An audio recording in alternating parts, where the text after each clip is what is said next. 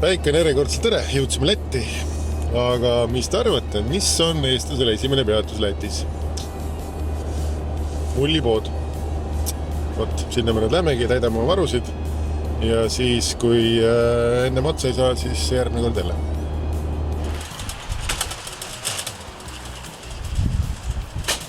Sul on autos liiga palju ruumi või? Auto on liiga kõrge veel. No, tahad minuga samasse kaala jõuda? Kõik on võrdne olema. Ei, no selle mõttes, et mullivesi on meil nüüd olemas.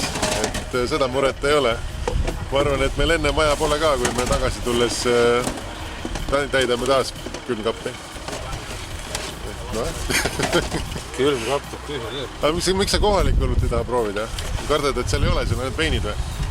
Ma olen harjunud selle originaaliga, et see on kindla peale minek. Selle kohaliku õllega võid väga ämbrisse astuda. Mine teab, mis imelik maitse.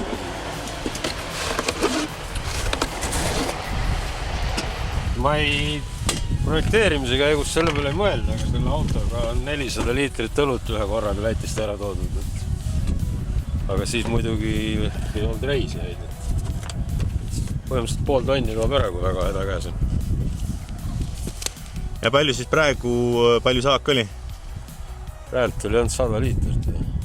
Palju pakis on? 24, 80 liitrit. Aga see on kõik Märdile, et enda jaoks ei võtnud?